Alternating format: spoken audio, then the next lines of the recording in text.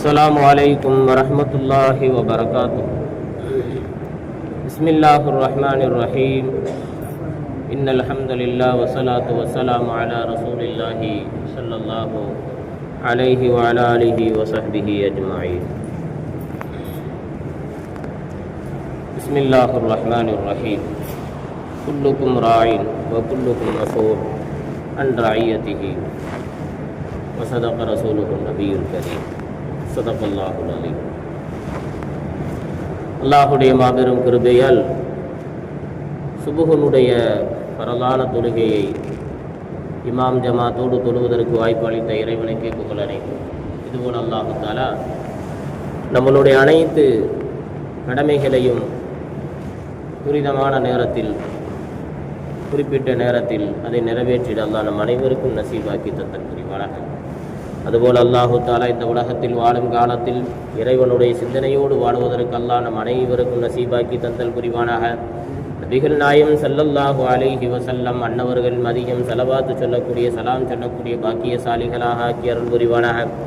அதுபோல இந்த நாளை நன்னாளாகவும் பொன்னாளாகவும் பரக்கத்து பொருந்திய நாளாகவும் எல்லா விதமான ஹைர் பரக்கத்து வளங்களும் நிரப்பமாக பெறக்கூடிய நாளாகவும், தங்கும் தடையில்லாமல் கயிறுகளும் பரக்கத்துகளும் நிரப்பமாக பெறக்கூடிய, எந்த விதமான ஆபத்து பேராபத்தில் வராமல், எந்த விதமான உடல் சுகவீனங்களோ எதுவும் ஏற்படாத வண்ணம், கடன் துன்பம் துயரம் ஏற்படாத வண்ணம், யார் இடைஞ்சல் இடையூறோ ஏற்படாத வண்ணம் சிறந்த நாளாக இந்த நாளை ஆக்கி அமைத்து தந்தல் புரிவானாக.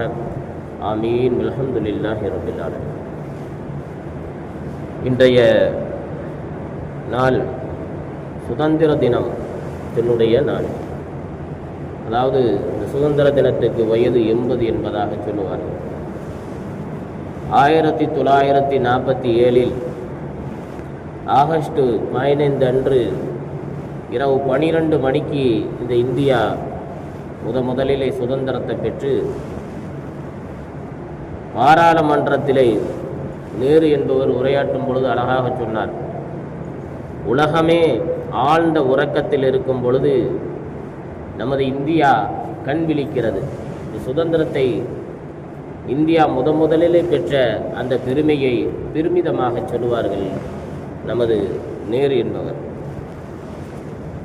அப்போ இந்த போராட்டத்தில் நம் இஸ்லாமியர்களுடைய பங்குகள் ஏராளம் இருக்கிறது. இந்த துன்யாவிலே மனிதர்கள், எத்தனையோ இஸ்லாமிய மனிதர்கள் துன்பம் வரும் பொழுதும், இஸ்லாத்துக்கு ஏதாவது இழுக்குகள் ஏற்படும் பொழுது மட்டும்தான் கையை ஓங்குகிறோம், அந்த நேரத்தில் கவனமாக இருக்குகிறோம். ஆனால் இஸ்லாத்திலே இஸ்லாமியர்கள் அன்றைக்கு எவ்வளவு கவனமாக இருந்தார்கள் இந்த இந்தியா சுதந்திரம் பெறுவதற்கு. இன்றைக்கு நாம் எவ்வளவோ விஷயங்களில் வக்போடை தொட்டு, தலாக்கு முத்தலாக்கை தொட்டு, இஸ்லாம் சம்பந்தப்பட்ட விஷயத்துக்குள் எத்தனை பேர்கள் மூக்கை நுழைத்து இந்த இஸ்லாத்தை ஒடுக்க நினைக்க எத்தனை பேர்கள் முற்படுகிறார்கள். ஆனாலும் அதற்கும் கூட நாம் என்ன செய்கிறோம்? கைகோர்த்து கொண்டுதான் போகிறோம். அதற்கு கைகோர்த்து கொண்டுதான் போகிறோம். 1987 இந்த முதல் போராட்டத்திற்கு பின்னால் ரங்கூனிலே மன்னர் பகதூர் ஷா என்பவரே சிறையில் வைக்கப்பட்டார். தெரிந்த விஷயம்தான். அப்போ ஆங்கிலேயர்கள் மன்னர் பகதூர் ஷாவை சிறையில் அடைக்கப்பட்டிருக்கிற அந்த தருணத்திலே ஹட்சன் என்பவன் என்ன செய்தானான்? ஒரு தட்டை தூக்கி கொண்டு வந்து காலை உணவு இந்த சாப்பிடு என்பதாக பகதூர் ஷா அவர்களிடம் கொடுக்க, அவர்களுமோ அந்த தட்டை திறந்து பார்க்கும் பொழுது,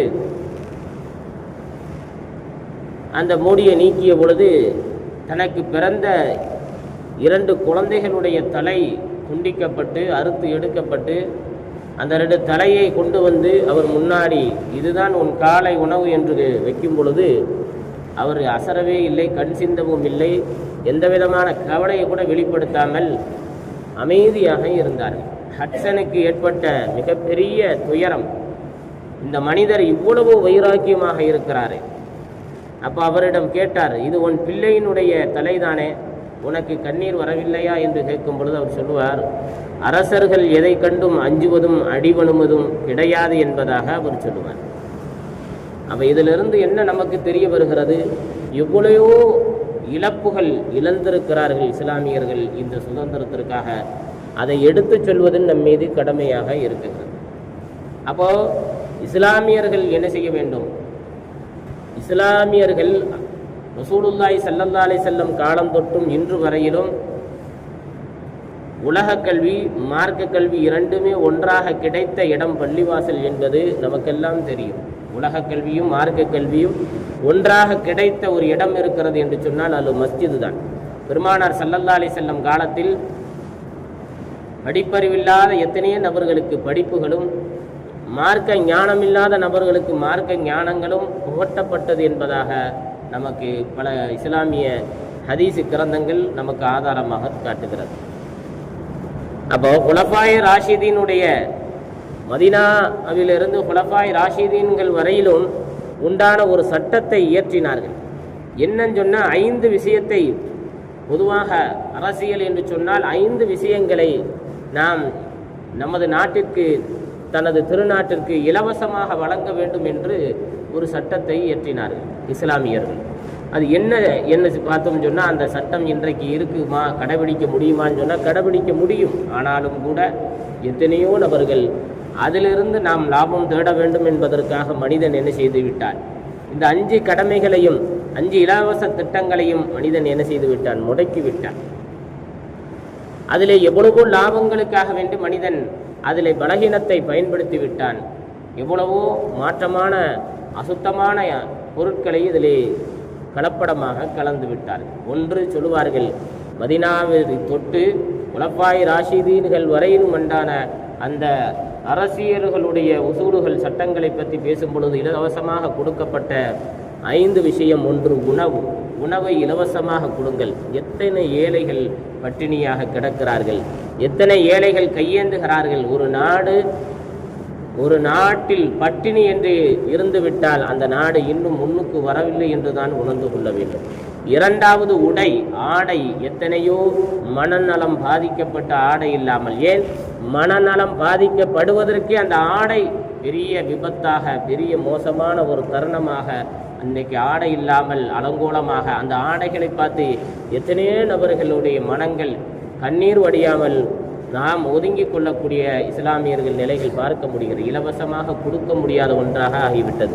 ஆனாலும் கூட இஸ்லாமியர்கள் ஒரு ஈதுடைய காலங்களில் இது போன்ற ஆடைகளை குடித்து மகிழ்விப்பது என்பது இருக்கிறதே, அது மிகவும் சந்தோஷத்தை ஏற்படுத்துகிறது. 3வதாக கல்விகள் இலவசமாக கொடுக்க வேண்டும். இந்த கல்விக்கு எத்தனை பேர்கள் அதில் உள்ளே நுழையக்கூடிய ஆசிரியர்கள் கல்வியினுடைய அடிப்படையை புரியாமல் அந்த பிள்ளைகளுக்கு, பிஞ்சு நஞ்சு உள்ளங்களுக்கு நாம் அந்த ஞானத்தை போட்ட வேண்டும், புகட்ட வேண்டும் என்ற அந்த சிந்தனையை தாண்டி சம்பளம், பைசா என்ற சிந்தனையிலே மனிதன் இன்றைக்கு கல்வி கலாச்சாரத்தில் நுழைந்து கொண்டு எனக்கு இவ்வளவு பணம் தர வேண்டும், இவ்வளவு ஊதியங்கள் தர வேண்டும் என்று வருடத்துக்கு ஒரு முறை ஆர்ப்பாட்டங்களை செய்து கொண்டு குறிக்கோள் அதுவாகவே அமைத்து கொண்டு கேட்டால் வாழ்வாதாரம் என்று சொல்வார்கள். ஆனால் அவங்களுடைய சம்பளங்கள் எல்லாம் எடுத்து பார்த்தால் கூலியில் வேலை செய்யக்கூடிய நபர்களை விட பன்மடங்கு, ஒரு மாத சம்பளத்தினுடைய 3 மடங்கான சம்பளங்கள் இன்றைக்கு எத்தனையோ கல்வி கலாச்சாரங்களில் கொடுக்கப்படுகிறது. அது கூட அவர்களுடைய வயிறு நிரம்பவில்லை என்று சொல்லி அந்த பிள்ளைகளுடைய கல்விகள் கேள்விக்குறிகளாக ஆக்கப்படுகிறது. இலவசத்திலும் கூட இது பெரிய பேராபத்தாக இருக்கிறது. இலவசமாக படிக்கக்கூடிய பிள்ளைகளுக்கு அவங்களுடைய கல்விகள் ஏதாவது பின்தங்கி இருக்கும் என்று சொன்னால் அந்த பிள்ளைகளை கடிப்பதும், அந்த பிள்ளைகளை திட்டுவதும், அந்த பிள்ளைகளை இலவசமாகத்தானே படிக்கிறாய் என்பதாக ஏளன வார்த்தைகளை பயன்படுத்தக்கூடிய நிலைகளை பார்க்க முடியும். படித்தவர்களும் அப்படித்தான், படிக்காத நபர்கள் படிக்க வரக்கூடிய அந்த பிள்ளைகளும் அப்படித்தான் இருக்குகிறார்கள். அடுத்ததாக 4வது சொல்கிறார்கள், மருத்துவம் இலவசமாக கொடுக்கப்பட வேண்டும். மருத்துவம் இலவசமாக கொடுக்கப்பட்டது. ஆனால் இன்றைக்கு எத்தனையோ மருத்துவங்களில் கூட இதை அரசு மருத்துவமனைகளில் கூட என்ன செய்கிறார்கள், இலவசத்தை உடைத்து விட்டார்கள்.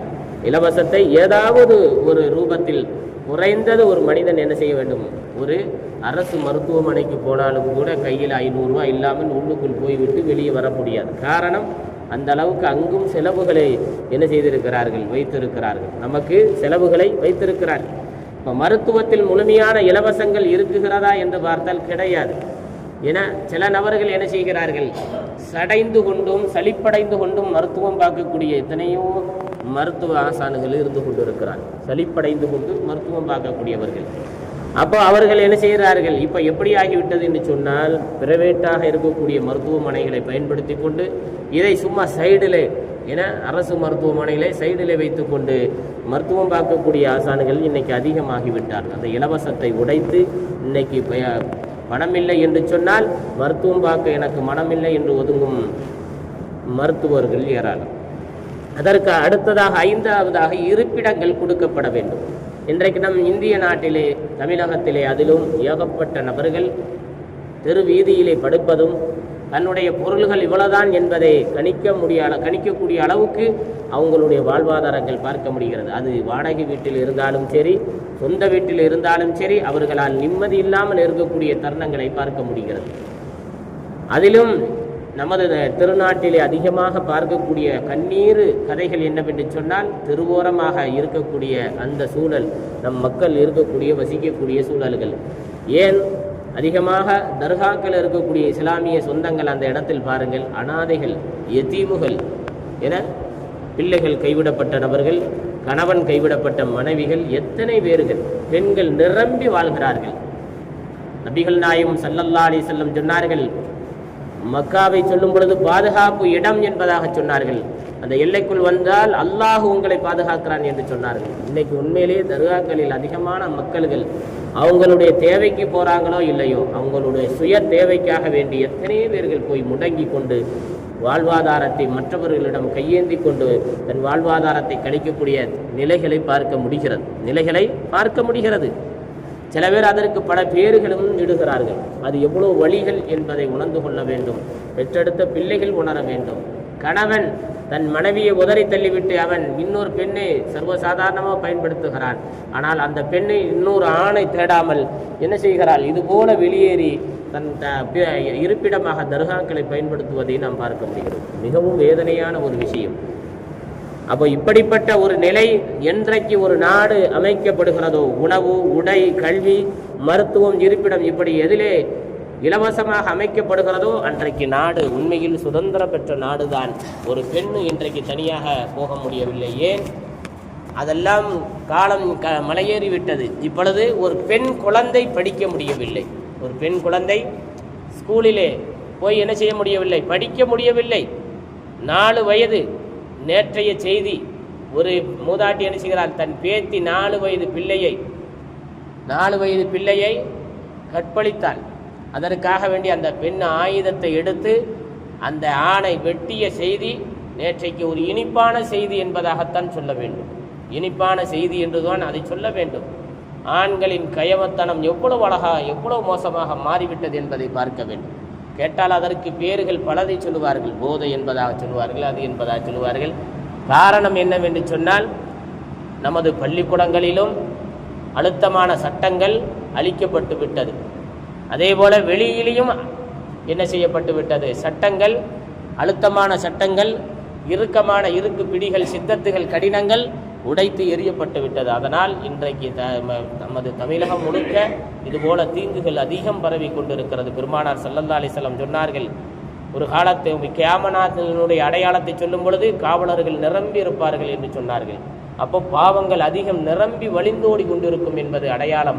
ஆக அப்படிப்பட்ட மோசமான காலத்தில் இருந்து கொண்டிருக்கிறோமாக. அல்லாஹு தாலா நம் இஸ்லாமிய பெண்களையும் நமது தமிழகத்தினுடைய எல்லா பள்ளிக்கூடங்களிலும் நடக்கக்கூடிய அந்த கல்வியை, கலாச்சாரங்கள் எல்லா விதத்திலும் முழுமையான முறையில் பெண்களுக்கு கல்வி போய் சேரக்கூடிய நசீபினை இறைவன் முழுமையாக தந்தல் புரிவானாக. நமது பெண்கள், ஆண்கள் எல்லா நபர்களுக்கும் பாதுகாப்பை ஏற்படுத்தி தந்தல் புரிவானாக. ரப்பி ரஹ்மானே, கருணையாளனே, கிருபையாளனே, இந்த இந்தியா சுதந்திரம் பெற்று சுதந்திரம் என்பது என்ன என்று தெரியாமலே இன்று வரையிலும் வாழக்கூடிய, கண்ணீரிலே வாழக்கூடிய